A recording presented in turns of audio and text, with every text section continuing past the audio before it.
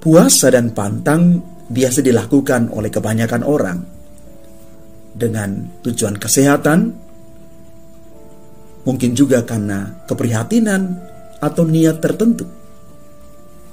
Tetapi untuk kita orang Katolik, puasa dan pantang itu bukan hanya sekedar menahan diri soal mengurangi makanan dan minuman, tetapi lebih daripada itu.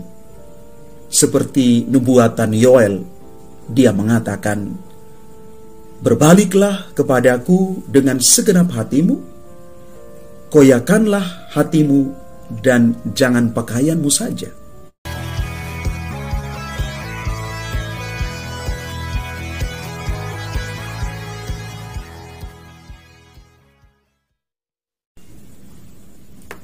Shalom Bapak Ibu, Saudara dan Saudari, sahabat-sahabat Garam Dunia dimanapun Anda berada. Mari sebelum kita merenungkan sabda Tuhan, kita membacakan teks Injil Matius bab 6 ayat 1-6, dilanjutkan dengan ayat 16 sampai dengan 18. Dalam khotbah di bukit, Yesus bersabda kepada murid-muridnya, "Hati-hatilah, jangan sampai melakukan kewajiban agamamu di hadapan orang supaya dilihat. Karena jika demikian, kamu tidak beroleh upah dari Bapamu yang di surga. Jadi apabila engkau memberi sedekah, janganlah engkau mencanangkan hal itu, seperti dilakukan orang munafik di rumah-rumah ibadat dan di lorong-lorong, supaya dipuji orang. Aku berkata kepadamu, sesungguhnya mereka sudah mendapat upahnya. Tetapi jika engkau memberi sedekah, janganlah diketahui tangan kirimu apa yang diperbuat tangan kananmu. Hendaklah sedekahmu itu diberikan dengan tersembunyi, maka Bapamu yang melihat yang tersembunyi akan membalasnya kepadamu. Dan apabila kamu berdoa, janganlah berdoa seperti orang munafik. Mereka suka mengucapkan doanya dengan berdiri di rumah-rumah ibadat dan di tikungan-tikungan jalan raya supaya mereka dilihat orang. Aku berkata kepadamu, mereka sudah mendapat upahnya. Tetapi jika engkau berdoa, masuklah ke dalam kamarmu, tutuplah pintu dan berdoalah kepada Bapamu yang ada di tempat tersembunyi. Maka Bapamu yang melihat yang tersembunyi akan membalasnya kepadamu. Dan apabila kamu berpuasa, janganlah muram mukamu seperti orang munafik. Mereka mengubah air mukanya supaya orang melihat bahwa mereka sedang berpuasa. Aku berkata kepadamu, mereka sudah mendapat upahnya. Tetapi apabila engkau berpuasa, minyakilah kepalamu dan cucilah mukamu, supaya jangan dilihat orang bahwa engkau sedang berpuasa, melainkan hanya oleh Bapamu yang ada di tempat yang tersembunyi. Maka Bapamu yang melihat yang tersembunyi akan membalasnya kepadamu. Demikianlah sabda Tuhan. Terpujilah Kristus.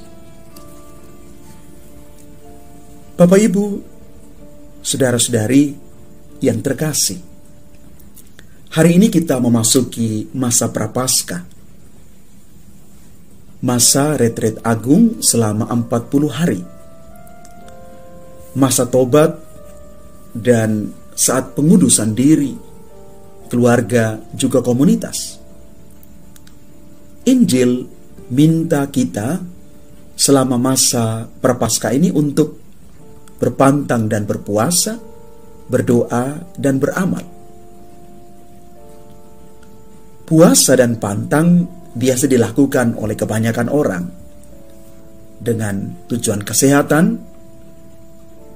mungkin juga karena keprihatinan atau niat tertentu. Tetapi untuk kita orang Katolik, puasa dan pantang itu bukan hanya sekedar menahan diri soal mengurangi makanan dan minuman, tetapi lebih daripada itu. Seperti nubuatan Yoel, dia mengatakan, "Berbaliklah kepadaku dengan segenap hatimu, koyakanlah hatimu dan jangan pakaianmu saja." Karena itu puasa dan pantang yang sejati adalah berbalik kepada Tuhan. Atau dalam bahasa Santo Paulus dalam 2 Korintus bab 5 ayat 20, dikatakan manusia didamaikan kembali dengan Allah. Karena akibat dosa, kita terasing dari Allah.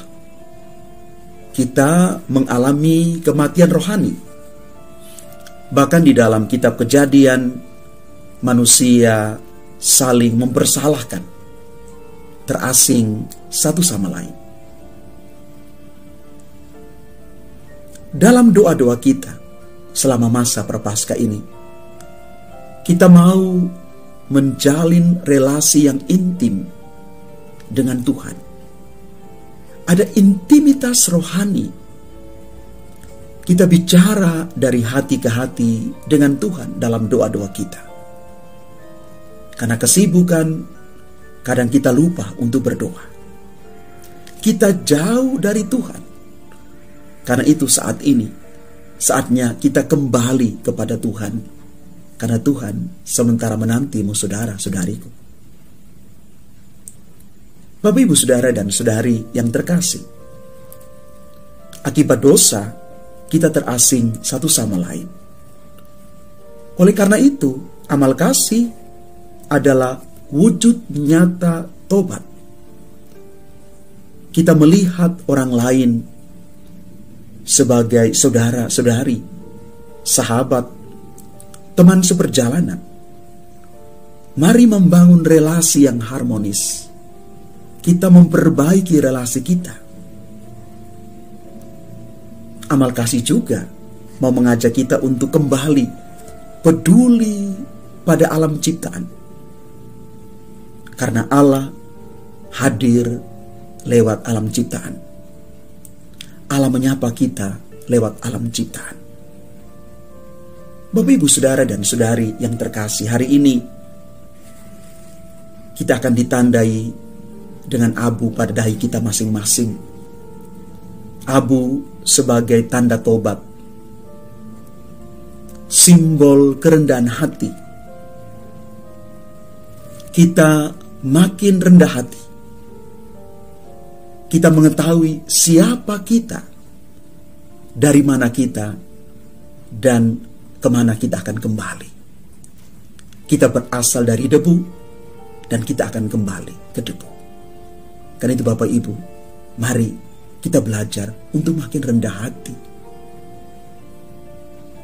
Mari kita semua memasuki masa retret agung ini dengan hati yang ikhlas, supaya kita beroleh buah dari masa tobat ini dalam iman, harap, dan kasih. Karena bagi Tuhan selalu ada jalan untuk kembali. Tuhan memberkati kita sekalian.